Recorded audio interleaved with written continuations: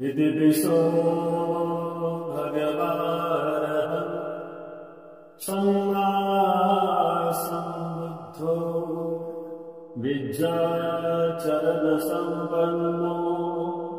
सुगतो लोकविदो अनुत्तरो पुरुषधर्मसारथि सत्ता देवमनुष्यानं बुद्धो भगवाति।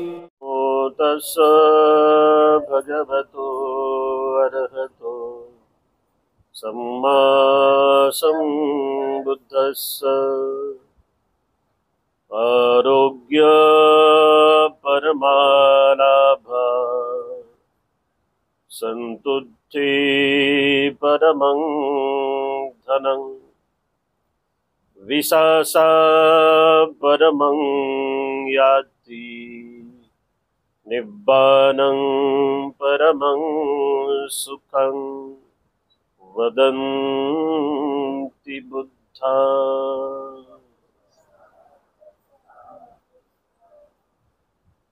दुःखमुक्त महामानव तथागत सम्यक संबुद्ध, दुःखमुक्तीकडे नेणारा तथागतांचा सुविख्यात सद्धम्म,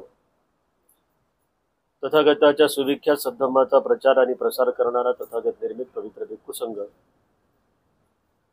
विश्वरत्न बोधिसत्व डॉक्टर बाबासाहेब आंबेडकर या महान अशा रत्नांना सर्वप्रथम त्रिवार अभिवादन करतो। आज या महान पुण्यमय प्रसंगी उपस्थित आपण सर्व श्रद्धावान उपासक उपासिका आपल्या सर्वांच्या सुख हितासाठी करुणामय चित्तानं आज इथे या उपस्थित पूजनीय सन्माननीय भिक्खू संघाने आपल्या प्रती परीत देशना पाठ केलेला आहे। आज इथे वर्षाबास धम्म पर्वामध्ये बोर्डे परिवारामध्ये हा कार्यक्रम इथे संपन्न होत आहे। संघरत्न बुद्ध विहार मयूर पार्क ज्या विहाराशी अनेक वर्षापासून जोडलेला हा परिवार आहे। लोटे गेल्या वर्षी सुद्धा असाच एक कार्यक्रम बोर्डे परिवाराने घेतला होता आणि याही वर्षी त्यांनी अतिशय सुंदर असा हा कार्यक्रम आज इथे आयोजित केलेला आहे। या कार्यक्रमामध्ये पूजनीय भिक्खू संघाचे भोजनदान, भिक्खू संघाद्वारे परीत देशना धम्म देशना, भिक्खू संघाला जीवरदान, अष्टपरिष्कार दान आणि संघरत्न बुद्ध विहाराशी जोडल्या गेलेल्या आपल्या सर्व उपासक उपासिकांना मला वाटते भोजनदान पण आहे। ते महान असं कर्म आज बोर्डे परिवाराच्या वतीने इथे संपन्न होत आहे। तर त्यांच्याच पुण्याच्या अनुमोदनासाठी, दानानुमोदनासाठी आज संघामध्ये उपस्थित आमचे धम्मबंधू भिक्खू यन Dhammanandji Thero, search research YouTube चॅनलचे संचालक धम्मबंधू भिक्खू नागसेन थेरो यांचंही सुंदर असं काम आहे। संघरत्न बुद्ध विहाराचे आमचे आताच त्यांचं प्रमोशन झालेलं आहे असे आमचे बनते, प्रिय बनते, आमचे लाडाचे बनते आणि तुमची लाडाची बनते भिक्खू प्रज्ञावंतजी बनते, महानामाने दुसरे बनते। या सर्व भिक्खू संघाच्या उपस्थितीमध्ये हा धम्म सोहळा इथे संपन्न होत आहे। इथे उपस्थित आपल्या सर्वांप्रती मी अनंत अनंत सुरुवातीला मंगल मैत्री व्यक्त करतो। आपल्या सर्वांचं मंगल हो। आज या वर्षावास धम्म पर्वातील अनुपम अशा या दिवशी पूजनीय भिक्खू संघाचं दर्शन आपल्या सर्वांना झालेलं आहे। खरं तर वर्षावासामध्ये एवढे भंतीजी एकत्र आणणं जरा कठीण आहे, पण आपली श्रद्धा आहे आणि त्या श्रद्धेपोटी हा एवढा मोठा भिक्खू संघ आज या ठिकाणी उपस्थित आहे. आणि खरंच औरंगाबादचे लोक जे आहेत ते प्रचंड पुण्यवान आहेत, धम्मदर आहेत. कारण या नगरामध्ये भिक्खू संघाचा वास आहे. जास्तीत जास्त भिक्खू संघ इथे तुम्हाला पाहायला मिळतो. आणि तेही भिक्खू तपलेले भिक्खू आहेत. सगळेजण आपापल्या पद्धतीनं धम्माचा प्रचार करणारे भिक्खू आहेत. आणि आणखी महत्त्वाचं म्हणजे तुमच्या परिसरामध्ये 3 भिक्खू आहेत, है ना. एका बुद्धविहारात 3 भिक्खू. किती चांगलं काम सुरू आहे तुमचं. धम्मबोधीजी थेरो, जन धम्मानंदजी थेरो, भिक्खू प्रज्ञावंत. आम्ही नेहमी म्हणतो की आमच्या संघातले, वर्तमान संघातले हे 3 रत्न आहेत. बौद्ध धम्माच्या प्रचार प्रसारासाठी सर्वस्व पणाला लावणारा जो भिक्खू असतो ना, तो उत्कृष्ट एक समाजाचा मार्गदर्शक असतो, समाजाचा सेवक सुद्धा असतो. इतर सर्व सेवक दिलेल्या सेवेबदल्यात काही ना काहीतरी मागतात. बुद्ध काळात राजाचे सेवक असायचे, त्यांना सुद्धा पगारी दिल्या जायच्या. आताचे जे सेवक आहेत त्यांना सुद्धा पगारी दिल्या जातात, है ना. भिक्खू सारखा सेवक, समाजाचा सेवक हा सापडणार नाही. भिक्खू हा समाजाचा सेवक. आणि मग अशा या धम्म प्रचारकाची, अशा या सेवकाची तुम्ही आम्ही काळजी घेतली पाहिजे. आम्हाला खूप आनंद होतो की मयूर पार्कचे लोक माय बापासारखी भिक्खू संघाची सेवा करतात, काळजी घेतात. आणि तुमच्याच त्या दातृत्वावर आज मयूर पार्कचं संघरत्न बुद्ध विहार अख्ख्या महाराष्ट्रामध्ये फेमस आहे. तर म्हणून भिक्खू संघाचा सहवास असणे आणि त्यातल्या त्यात काम करणाऱ्या भिक्खूंचा सहवास असणे हे पुण्याशिवाय मिळत नाही, कुशल कर्माशिवाय मिळत नाही. आणि म्हणून तुम्ही सगळे कुशल कर्म करणारे लोक आहात आणि म्हणून तुम्हाला ते मिळालेलं आहे. त्यामुळे आपल्या सर्वांप्रती मी पुन्हा एकदा मंगल मैत्री व्यक्त करतो. आजच्या या धम्म संस्काराप्रसंगी धम्मदेशनेमध्ये तुम्ही सर्वजण तथागताची मंगलमय वाणी या ठिकाणी श्रवण करण्यासाठी उपस्थित आहात. आताच पूजनीय भिक्खू संघाने आपल्या सर्वांसाठी परित देशनेचा मंगलपाठ सुद्धा केलेला आहे. तथागत सम्यक संबुद्धांनी या महान अशा वर्षाभास धम्म पर्वामध्ये उपासक उपासिकांना जे काही धम्म कार्य करायला सांगितलेलं आहे, ते धम्म कार्य तुम्ही आम्ही का करायचं आहे. तर तथागत सम्यक संबुद्ध म्हणतात, माणसाचे शारीरिक आरोग्य आणि मानसिक आरोग्य अबाधित राहण्यासाठी हा पर्व आहे. या वर्षावासामध्ये आपलं शारीरिक आरोग्य आणि मानसिक आरोग्य सुद्धा आपल्याला जपायचं असते. आणि निश्चित स्वरूपात दैनंदिन धम्मदेशना श्रवण करणारे लोक, दैनंदिन विहारात जाऊन वंदना घेणारे लोक, दैनंदिन बुद्ध विहाराची सेवा करणारे लोक, भिक्खूंची सेवा करणारे लोक हे शारीरिक आणि मानसिक आरोग्यदायी असतात. तथागत सम्यक संबुद्धांनी या धम्म पर्वामध्ये उपासक उपासिकांना, भिक्खू संघाला जे काही करायला सांगितलेलं आहे ते अतिशय महत्वाचं आहे. तथागत सम्यक संबुद्ध म्हणतात की आरोग्याशिवाय तुम्हाला कुठेच काही मिळणार नाही. आपण समाजामध्ये पाहतो लोकांकडे प्रचंड पैसा आहे, प्रचंड श्रीमंत लोक आहेत, तेही बिचारे सुखी नाहीत. पण गरीब, दुबळे, जे सातत्यपूर्ण विहाराशी जोडलेले मध्यमवर्गीय लोक, त्यापेक्षा गरीब लोक, ते सुखी आहेत, ते आनंददायी आहेत, ते निरोगी आहेत. आणि याच निरोगीपणाला टिकवण्यासाठी तुम्हा आम्हाला कष्ट घ्यायचे असतात. त्यासाठी हे 3 महिने आहेत. वर्षावास काही तुमचा नाही आहे. तुमचा नाही म्हणजे भिक्खूचा असतो ना, तो सामनेराचा पण नसतो. उपसंपादित भिक्खूचा वर्षावास असतो, है ना. पण किती महान पुण्यवान आहात तुम्ही की भिक्खू वर्षावास करत असताना तुमच्या सर्वांच्या कल्याणासाठी दैनंदिन धम्मदेशना देतात. आणि त्याच धम्मदेशनेच्या माध्यमातून तुम्हाला धम्म उमसतो, कळायला लागतो, तुम्ही तो धम्म आचरणामध्ये आणता. आणि त्यामुळेच तुमचं सुख होते, तुम्हाला आनंद मिळतो आणि तुमचं शारीरिक आणि मानसिक आरोग्य सुद्धा टिकून राहते. बरेच लोक आम्हाला या धम्म पर्वामध्ये काही फोन करतात, धनतेजी तुमची धम्मदेशना आम्ही ऐकतो आणि आम्ही उपास धरले, आणि उपास धरले, 8 दिवस झाले तब्येत खराब झाली, असं म्हणतात लोक. काय बंदीजी, तुमचे धम्मदेश ऐकले आणि तुम्ही सांगितलं की उपवासाचं पालन करावं, आम्ही धरले उपवास. 1 महिना धरला बंदीजी, 10 सलाईन लागले. 2 महिने धरले बंदीजी, 20 सलाईन लागले. आणि 3 महिने धरले बंदीजी, 10 दिवस ऍडमिटच होतो, असं म्हणतात बरेच लोक. तर हे आम्हाला समजलं पाहिजे.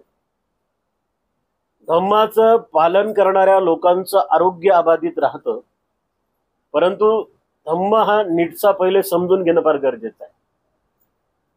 धम्म जर नाही समजलं, कोणतीच गोष्ट नाही समजली, समजा आपण एखादी तरुण आपली भगिनी लग्नातल्या वयात आल्यानंतर तिची आई तिला मात्र कामच शिकवते ना, भाकर कशी बनवायची, चपात्या कशा बनवायच्या, भाज्या कशा बनवायच्या. आणि त्या बिचाऱ्या ताईनं जर लक्षच दिलं नाही तर तिला त्या भाज्या जमतील का?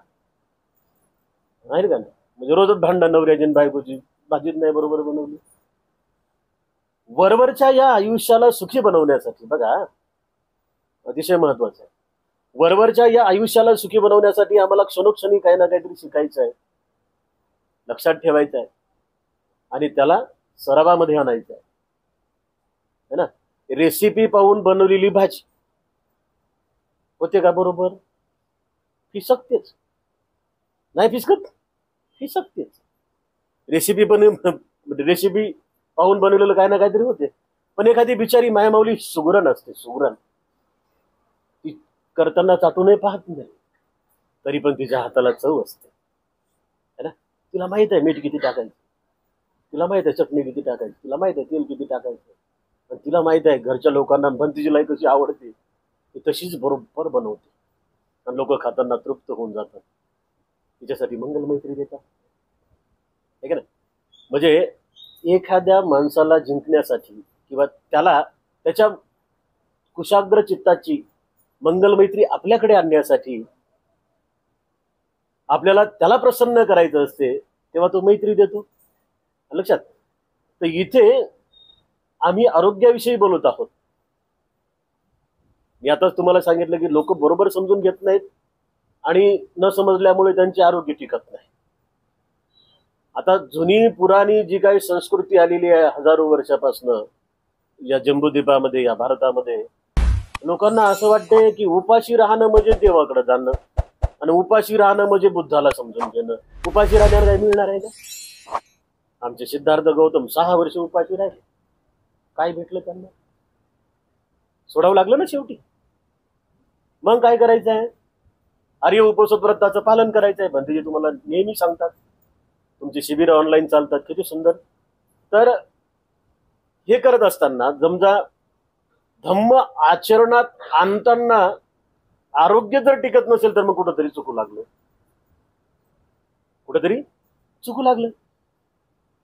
वर्षावासामध्ये आर्य उपवासात शिलाचं पालन करणाऱ्या लोकांचं आयुष्य वाढतं, आरोग्य अबाधित राहतं, मनामध्ये सुखाची अवस्था निर्माण होते आणि चिरंतर धम्म प्रवाहामध्ये मनुष्य हा स्वतःला झोकून देतो की जेणेकरून त्याला पुन्हा पुन्हा ते सुख प्राप्त व्हावं, त्याला ते मिळत राहावं.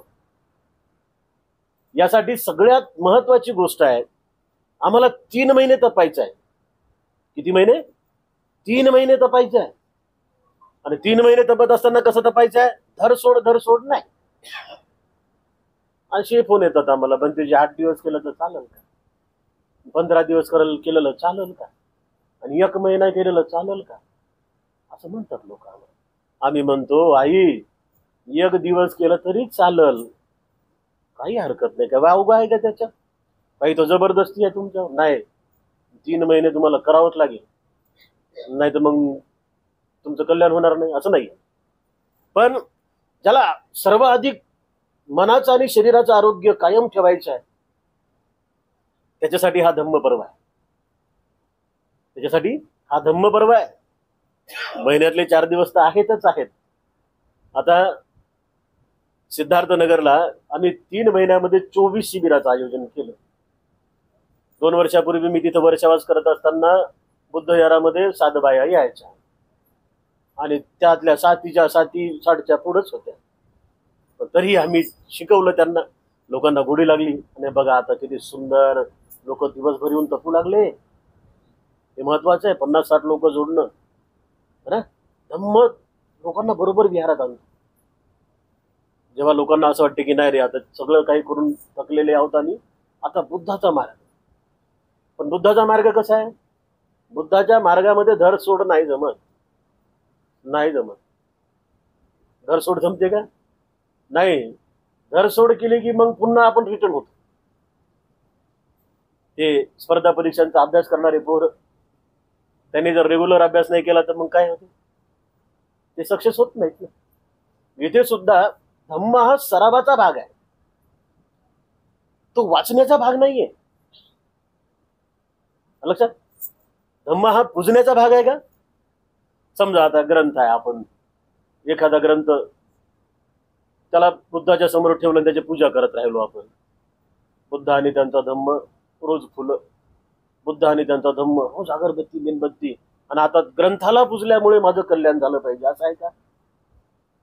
तसं होणार आहे का? ग्रंथातलं तत्वज्ञान काया वाचा मनामध्ये आल्याशिवाय माणसाचं कल्याण होत नाही. आणि बुद्धानं 3 महिने ही त्यासाठीच दिलेले आहेत. एका पुण्यवंत उपासिकाच्या सांगण्यावरून, विनंतीवरून हा वर्षाभास धम्म पर्व तुम्हाला आम्हाला मिळालेला आहे. आम्हाला महिन्याची, 2 महिन्याची, 6 महिन्याची, 1 वर्षाची वाट पाहायची गरज नाही. आमच्यासाठी या 3 महिन्यामध्ये रोजच सण आहे. पण हा धम्म सण आहे ना. हा सण कसा आहे? दिवाळी सारखा आहे का? नागपंचमी सारखा आहे का? नाही. हा सण कसा आहे? 3 महिन्याच्या कालावधीमध्ये तर हा उपोषित व्रतधाऱ्यांचा सण असतो. उपोषित व्रत पालन करणाऱ्या लोकांना याचा खूप फायदा होतो. आता त्या बिचाऱ्यांना ते सांगता येत नाही. बरेच मायमावल्या, आमच्या तरुण भगिनी, बंधू बांधव, हे अलीकडे आता एक फॅशन निघाली, नवीन फॅशन निघाली. ते म्हणतात वजन वाढलं म्हणून उपवास धरला. मग आमची कमी झाली असते ना वजन? आहे का? असं एक निघालं आता नवीन वातावरण चालत यार. वजन वाढवण्यासाठी, वजन कमी करण्यासाठी थोडा आहे वरच्यावर. सांगा बरं. हा एक आहे. पण आर्य उपोषित व्रताचं पालन करणाऱ्या लोकांच्या मनातलं मात्र विकारांचं ओझन कमी होतं ना. या विकार दूर करण्यासाठी आणि मनाला प्रसन्न करण्यासाठी आणि मनाला आरोग्यदायी बनवण्यासाठी हा धम्म पर्व आहे. आणि म्हणून तथागत सम्यक संबुद्धांनी सांगितलेलं आहे, आरोग्य परमा लाभा. आरोग्यासारखा लाभ नाही. हे सारे जगामध्ये मिळणारे जे लाभ आहेत ते क्षणापुरते आहेत, तात्पुरते आहेत, टिकणारे नाहीत, लयात जाणारे आहेत, अनित्य आहेत. आरोग्य परमा लाभा. ज्याला हे 2 आरोग्य साधता आले, एक शरीराचं आरोग्य आणि एक मनाचं आरोग्य. शरीराच्या आरोग्यासाठी मोठमोठे डॉक्टर आहेत आणि मोठमोठे हॉस्पिटल पण आहेत. कोणत्याही आजारावरती. तर काही आजार असे असतात की समजतच नाही, पण जे डॉक्टरांना आजार समजला त्याच्यावरती औषध देतात. पण मनाच्या आजारासाठी तो कोणतंच औषध नाही आहे का? डॉक्टरकडे गेलो आपण, बेचैनी आहे, मनच लागे ना कशात, अभ्यासच होईना, ऐकायला बसलं की समजतच नाही. डॉक्टरकडे गेलो आपण, त्यांना डॉक्टरांना म्हणालो आपण की मन आजारी आहे हो, मनासाठी काहीतरी औषध द्या बरं. देईल का कोणी? जगामध्ये 2600 वर्षापूर्वी इथे एक वैद्य होऊन गेला. ज्या वैद्याने, ज्या डॉक्टरने मनावरचं औषध शोधलं, त्या मनावरच्या औषधाचं नाव त्यांनी ठेवलं आनापान सती. ध्यान साधना, विपස්සना, सराव. आणि हे मन नेहमी आजारी पडतो हो. शकंदाला आजारी पडत राहते. या मनासारखं कमकुवत कोणीच नाही. एवढं कमकुवत आहे, याची अवस्था स्थायी स्वरूपातली टिकलेली नसते. कधी तेच मन चांगलं बनते, कधी तेच मन वाईट बनते. आणि मग या मनाचं आरोग्य समजून घेण्यासाठी या मनाला आरोग्यदायी बनवण्यासाठी आम्हाला पहिले मन समजून घ्यावं लागते. 2600 वर्षापूर्वी तथागत सम्यक संबुद्धांनी मन शोधलं. तुम्हाला जर म्हटलं तुमचं मन कुठं काय म्हणत दाखवतंय बघा, किती मोठं काम. 3 महिने मनावरच काम करण्यासाठी तुम्हाला आम्हाला दिलेले आहे. फक्त मनावर काम करा. सुख पाहिजे, मन आरोग्यदायी करा. समाधान पाहिजे, मन आरोग्यदायी करा. उत्साह पाहिजे, मन आरोग्यदायी करा. आणि हे मन आरोग्यदायी केव्हा होईल? जेव्हा तुम्ही आम्ही मनाला समजून घेऊन त्या मनावर, मळलेल्या मनावर, बेचैन झालेल्या मनावर, सुस्तीमध्ये असलेल्या मनावर, सतर्क नसल्या मनावर, चलबिचल अवस्थेमध्ये असलेल्या मनावर, धरसोड करणाऱ्या मनावर, शाश्वत स्वरूपाची कुशल अवस्था न टिकवणाऱ्या मनावर जेव्हा तुम्ही आम्ही प्रचंड विश्वास ठेवून धम्मावरती काम करतो, तेव्हा त्या मनाला आम्ही आरोग्यदायी बनवू शकतो. आता हे आरोग्यदायी मन कसं बनवायचं बरं? साहेबांना जर विहारात जाऊन ध्यान केलं तर ताईचं मन चांगलं होईल का? ताईनं जर विहारात जाऊन ध्यान केलं तर साहेबाचं मन चांगलं होईल का? होईल. साहेबांनी ताई विहारात जाऊन बसले, त्यांना असं वाटलं की नाही आता जरा चांगली अवस्था झाली मनाची, आता आमची लेकराचे मन चांगले करतो. असं होणार आहे का? आम्ही लोकांना म्हणतो, नेहमी म्हणतो आम्ही लोकांना, तुम्हीच येऊ नका, नातीला आणा, नातवाला आणा, साहेबांना आणा. ते म्हणतात मग घरी कोण राहील? ते बरोबर आहे, घरी कोण राहील?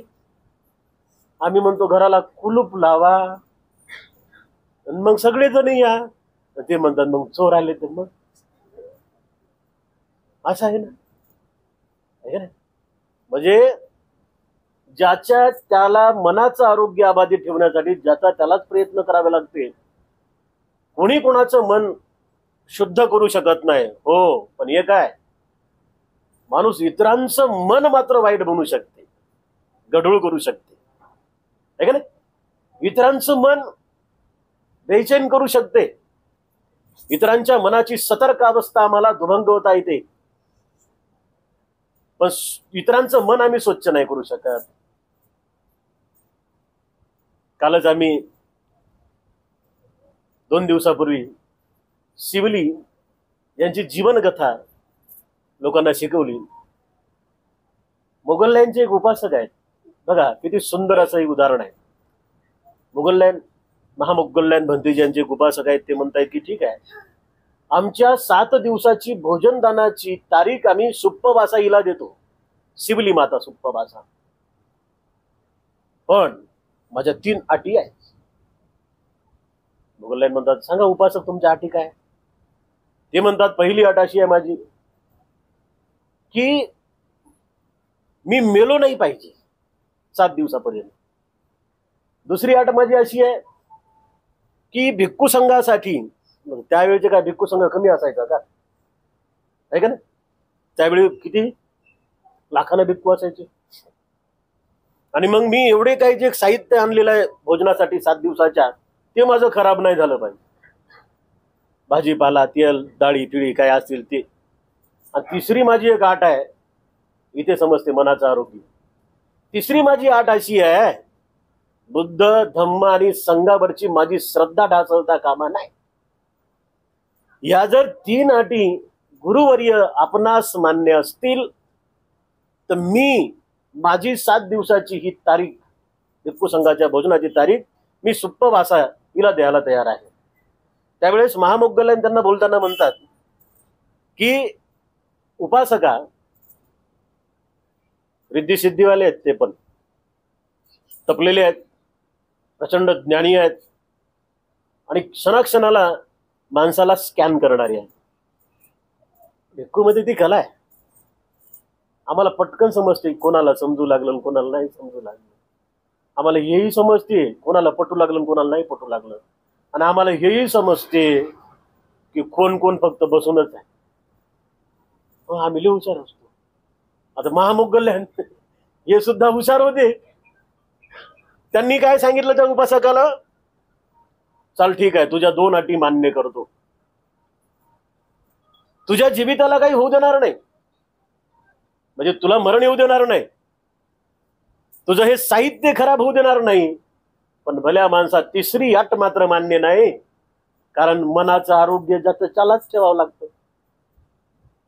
3री अट मान्य नाही. आता केवढे तपलेले भिक्षू महामोगल्ले आहेत, जर त्या उपासकाला म्हणू शकले असते की चल ठीक आहे 3ही अट मान्य करतो, तर त्यांनाही माहित आहे, बुद्धांनाही माहित आहे, सगळ्या भिक्खू संघाला माहित आहे, सज्जनांना माहित आहे ही गोष्ट, की मनाची अवस्था ज्याची त्यालाच टिकवावी लागेल, दुसरं मनासाठी कोणी काही करू शकणार नाही. ते म्हणाले भल्या माणसा तुझ्या 2 अटी मला मान्य आहेत, पण ही 3री अट मात्र नाहीये. कारण कसं आहे, मनोपुब्बंगमा धम्मा मनोसेठा मनोमया मनसाचे पदुठ्ठेन भासती वा करोति वा ततोनं दुःखमनवेति चक्कं बबहतो पदं. दुसऱ्या गाथेमध्ये पसन्य नाही, पहिल्या गाथेमध्ये पदुठ्ठे नाही. मी याची हमी घेत नाही की शकंदाला तुझं मन काय विचार करेल, आणि तुझी बुद्ध धम्म संघावरची जर श्रद्धा खतम झाली, लयास गेली, तर मग मात्र मी त्याची हमी घेणार नाही. आणि म्हणून उपासक उपासिकांनो, आपल्यासाठी मनाचं आरोग्य किती महत्वाचं आहे. ते मन लय खतरनाक आहे ना. ही बहिणाबाई चौधरी उत्तर महाराष्ट्रातली एक कवयित्री काय म्हणते, मन ओढाय ओढाय उभ्या पिकातलं ढोर ढोर ढोर, मन ओढाय ओढाय उभ्या पिकातलं ढोर, किती हकाय हकाय तरी जाई पिकावर. या ऐराणी भाषेमध्ये बघा तिने 4 ओळीमध्ये किती सुंदर बुद्धाची पहिली धम्मपदाची गाथा आणली. म्हणून इथे सुद्धा ही गोष्ट खूप महत्वाची आहे की याला आवरणं कसं आहे. हे शकंदा शकंदाला बदलते, हे तालावर राहतच नाही, नाही नाही हे तालावर राहतच नाही. आणि हे माणसाला शांतही बसू देत नाही, आणि माणसाला सरावही करू देत नाही, हे माणसाला चांगलं ऐकूही देत नाही, हे माणसाच्या स्मृतीमध्येही साठून ठेवू देत नाही, असं हे मन आहे. आता लक्षात घ्या तुम्ही, मनाचं आरोग्य किती महत्वाचं आहे बरं, आहे का नाही. आम्ही आजारी पडलो तर लावू पैसे हो, पण मन आजारी पडल्यावर त्याच्यावर उपाय फक्त एकच आहे, सती संपर्जन्य युक्त होऊन सदैव सतर्क राहून मनावरती काम करणे आणि त्याची कुशल अवस्था टिकवणे. कुशल अवस्थाधारी चित्त हे माणसाला त्याच्या शरीराच्या द्वारे कुठलेही अकुशल कर्म होऊ देत नाही. कुशल चित्ताची अवस्था माणसाला सदोनित पुण्यकर्म करायला लावते. हे पुण्यकर्म आहे, सारे सारे सारे सारे पुण्यकर्म आहे ना. या पुण्यकर्मामुळे तुम्हाला आम्हाला सुख समाधान आणि शरीराचं आरोग्य मिळणार आहे. मनाच्या आरोग्यासाठी मात्र आम्हाला तपावं लागेल. मनामध्ये मीपणा आहे, सक्काय दिठ्ठी आहे, विचिकित्सा आहे, शीलवत परामर्श आहे, राग आहे, रूप राग आहे, अरूप राग आहे, तीनमिद्दा आहे, बेचैनी आहे, निरुत्साहपणानं भरलेलं चित्त आहे. या साऱ्याचं कारण एकच आहे, ती म्हणजे अविद्या. आणि या अविद्येला समजून घेणं म्हणजे मनाचं आरोग्य टिकवणं आहे. विहारात जाऊन बसणं. आता आपल्या पूजनीय बोधिसत्व डॉक्टर बाबासाहेब आंबेडकरांच्या पुण्याईमुळे आमचं जीवन सुधारलं. आम्ही राजे झालो, राजे ना. टोले चंग बंगले आहेत आमचे, प्रचंड टोले चंग बंगले आहेत. काही काही आमच्या लोकांचे कोट्यावधी रुपयाचे घर आहेत. पण एवढं मोठं घर जरी असलं ना, त्या घरामध्ये पाहिजे तसं सुख नाही. का बरं नाही? आम्हाला बुद्ध विहारासारखं आमचं घर बनवता नाही आलं. बुद्ध और बाबा साहब की तस्वीरें लगाने से, मूर्तियां बिठाने से वो घर बुद्धमय नहीं बन सकता. ठीक है ना. मनात नाही बुद्ध, मग आम्ही कसे काय बौद्ध, असं पण आहे. लोकांना आम्ही विचारतो तुम्ही कोण, आम्ही बौद्ध. काही काही लोक आम्हाला म्हणतात आम्ही बुद्ध. बाबा मग ते बुद्ध आहेत का बेशुद्ध आहेत तेच समजत नाही. ज्याचं मनाचं आरोग्य अबाधित आहे तो खरा बौद्ध है ना. आणि ज्याचं सदैव चिरकाळ जागृत अवस्थेतलं मन आहे, अविद्या नाश पावलेलं मन आहे, तो बुद्ध. लक्षात. अर्हत चित्तधारी. तर या सगळ्या गोष्टीला समजून घेत असताना तुम्हाला आम्हाला मायमौल्यांनो, उपासक उपासिकांनो, या चित्ताला आरोग्यदायी बनवणं गरजेचं आहे. आणि चित्त आरोग्यदायी फक्त त्या बुद्ध विहाराच्या परिसरातच होते. घरात मन शुद्धीवर नसते. तुम्ही घरदार सोडा असं आमचं म्हणणं नाही. बरं, तुम्ही म्हणाल बंदीजी तुम्ही सोडलं मग आम्ही सोडू गो काय. नाही, तुम्ही घरातच राहा. पण घरात राहत असताना घराला बुद्ध विहार बनवा. आता घराला बुद्ध विहार म्हणजे काय, कसं बनवायचं आहे. विहारात गेल्यानंतर बघा तुम्ही शांत बसलात ना की किती छान वाटते. बरं, पण का बरं वाटू लागलं विहारात छान. अंत्यसंस्काराच्या प्रसंगी जा बरं स्मशानभूमीत, वाटते का बरं. ते रडणारे ओरडणारे लोक असं म्हणते का मन, वा वा काय सुंदर आवाज येऊ लागला, असं म्हणते का मन. नाही म्हणत ना. पण जेव्हा आपण बुद्ध विहारात बसतो ना तर तेव्हा बघा त्या लहरी, ते तरंग, ते व्हायब्रेशन, ती तथागताची सुंदर बुद्ध रूप है ना. किती सुंदर वाटते बरं माणसाला तिथं बसल्यानंतर. आणि ते ध्यान करणारे उपासक उपासक है ना, बिचारे मस्त ध्यानाला बसलेले आहेत. गुरुजी शिकवत आहेत. ध्यानाचे संपूर्ण तरंग बुद्ध विहारामध्ये आहेत. रोजची वंदना आहे, सकाळ संध्याकाळची रोजची वंदना, 1 तासाचं प्रवचन. किती सुंदर लहरी, किती सुंदर तरंग तिथे आहेत. आणि त्या तरंगामध्ये गेलं की माणसाचं मन शुद्धीवर येतं. माणसाचं मन आरोग्यदायी बनतं, निरोगी बनतं. आणि चेहऱ्यावरची प्रसन्नता सांगते अरे हे कसे आहेत तर आरोग्यदायी चित्ताचे लक्षण आहेत. आरोग्यदायी चित्ताचे लक्षण कसे असतात. माणसाला सुखी बनवतात, समाधानी बनवतात. त्याच्या बोलण्यात ते दिसते, त्याच्या चालण्यात ते दिसते, त्याच्या आचरणात ते दिसते, ते करत असलेल्या प्रत्येक कामात ते दिसते. बघा काही लोक असे असतात, आपण सहज बोलता बोलता एक शब्द वापरतो है ना. आज त्याचं तोंड पाहिलं आज काय दिवस बरोबर जात नाही, आज तिचं तोंड पाहिलं आज काय दिवस बरोबर जात नाही, असं काही काही लोक म्हणतात. खरं आहे का ते. नाही, माणूस इथून तिथून सर्व सारखाच आहे का रे. माणूस इथून तिथून सर्व सारखा, पण माणसाचं मन चांगलं किंवा वाईट आहे. आणि म्हणून जेव्हा आपण आरोग्यदायी चित्ताचे लक्षण समजून घेऊ आणि तथागतांनी शिकवलेल्या त्या सद्धम्माच्या वाटेवरती निरंतर चालू, निरंतर हा प्रभाग खंडित झाल्यानंतर मग ते आरोग्यदायी चित्त होत नाही. बरं, हे निरंतर आहे. बरेच काही लोक आम्हाला वर्षावा संपल्यानंतरही फोन करतात, बंदीचे 3 महिने झाले, आता काय करायचं. आम्ही म्हणतो की 3 महिने जे शिकलं ती आणा अभ्यासा, त्याचा करा सराव, जेणेकरून या चित्ताची अवस्था डावाडोल झाली नाही पाहिजे. आणि चित्ताची अवस्था जर डावाडोल झाली की मन मात्र आजारी पडते. आणि म्हणून मनाला सशक्त बनवण्यासाठी, त्याला निरोगी बनवण्यासाठी तथागत सम्यक संबुद्धांनी 2600 वर्षापूर्वी सांगितलेलं आहे की माणसाने त्या मनाला निरोगी बनवण्यासाठी खूप चांगल्या पद्धतीनं ध्यान करावं, समजून घ्यावं, आनापान सतीचा सराव करावा. विशेषतः आमच्या तरुण भावांनी आणि बहिणींनी हे काम मात्र अगोदर करावं. मग वाटलं तर पुस्तक हातात घ्यावं. पण पहिले हे का. खूप मुलांचे फोन येतात आम्हाला, बंदीजी अभ्यासात मनच लागे ना. वाचणं म्हणजे अभ्यास करणं आहे का. भोकमपट्टी त्याला अभ्यास करणं म्हणतात का. नाही, बुद्धांना अभ्यास कसा करायला तेव्हा शिकवलं 2600 वर्षापूर्वी. असं वाचा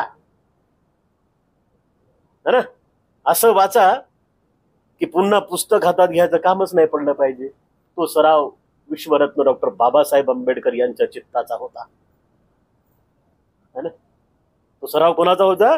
बोधिसत्व डॉक्टर बाबासाहेब आंबेडकरांच्या चित्ताचा तो सराव होता. ते चित्त डाबाडोल व्हायचं नाही. कोणी विरोधात उपोषणाला बसू द्यात, कोणी शिव्या देऊ द्यात, कोणी काही म्हणू द्यात, तरी बाबासाहेबांचं चित्त डाबाडोल झालं का. झालं का डाबाडोल. नाही झालं. आणि म्हणून माय माऊल्यांनो, उपासक आणि उपासिकांनो, आमचं सुद्धा चित्त हे सतर्क राहिलं पाहिजे आणि सतर्क चित्त करण्यासाठी आम्हाला सरावाची नितांत गरज आहे.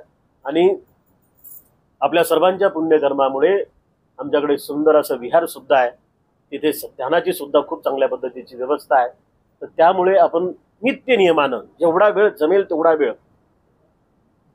कोणत्याही कामाला सुट्टी घ्या, काही हरकत नाही. पण या तपण्याच्या कामाला, या सरावाच्या कामाला सुट्टी देऊ नका. भलेही मिनिटं कमी जास्त होतील, पण तपा मात्र रोज. तपल्याशिवाय गत्यंतर नाही आणि तपल्याशिवाय मनाला शुद्धीकरणाचा मार्ग सुद्धा मोकळा होणार नाही. आमच्या साऱ्यांच्या पुण्यकर्मामुळे तो मार्ग आम्हाला मिळालेला आहे. चला तर त्या मार्गाचा आम्ही या उरलेल्या 1.5 महिन्यामध्ये सोनं करण्याचा प्रयत्न करूया. आजच्या या सुंदर अशा धम्म संस्काराप्रसंगी इथे श्रद्धावंत बोर्डे परिवाराच्या वतीनं पूजनीय भिक्खू संघाला चिवरदान, अष्टपरिष्कारदान, भोजनदान, उपासक उपासिकांना भोजनदान, परित्राण पाठ धम्मदेशनेच्या या कार्यक्रमामध्ये आमची धम्मदेशना देत असताना सरते शेवटी आपल्या सर्वांप्रती अनंत अनंत मंगल मैत्री मी अर्पण करतो. आपल्या सर्वांचं मंगल हो, आपल्या सर्वांचं कल्याण हो. आणि जाता जाता फक्त एवढंच सांगतो की आरोग्यदायी मनाची लक्षणं समजून घ्या आणि मनाला आरोग्यदायी बनवण्यासाठी या उर्वरित काही दिवसांमध्ये खूप चांगल्या पद्धतीनं नित्य नियमाचा सराव करा. सराव कराल तर टिकाल, सराव कराल तर सुखी राहाल, सराव कराल तर मनाची बेचैनी अवस्था निघून जाईल, मन सतर्क राहील. हे जे आज केलेलं आहे यालाही सरावच म्हणतात. आजचा हा धम्मसंस्कार इथे बोर्डे परिवारात होत आहे, हाही सरावाचाच भाग आहे. दान दिल्यानंतर मन प्रसन्न होते, है ना? दान दिल्यानंतर मन प्रसन्न होते. तथागताची वाणी परित देशना ऐकली की मन प्रसन्न होते. भिक्खूंचे दर्शन झाले की मन प्रसन्न होते. तथागताच्या धम्माची देशना ऐकली की मन प्रसन्न होते. तर हे सुद्धा सगळा धम्मसंस्कार मनाला आरोग्यदायी बनवण्यासाठीच होता. आपल्या सर्वांचं मन आरोग्यदायी हो, आपल्या सर्वांना तथागताचा हा शुद्ध पावन पवित्र सद्धम्म समजो, अशा पद्धतीची पुन्हा एकदा मंगल मैत्री आपल्या सर्वांविषयी व्यक्त करत असताना बोर्डे परिवाराच्या दानाचं दानानुमोदन आम्ही या ठिकाणी या पद्धतीनं करीत आहोत. या संपूर्ण परिवाराचं कल्याण हो, मंगल हो, आपल्या सर्वांचं कल्याण हो, मंगल हो. विशेषतः धम्मोदय द राईज ऑफ धम्मा या आपल्या यूट्यूब चॅनलला बघणाऱ्या सर्व दर्शकांचं सुद्धा मंगल हो. सर्वांप्रती अनंत मंगल मैत्री व्यक्त करून हा धम्मदेशनेचा कार्यक्रम इथे संपन्न करतो.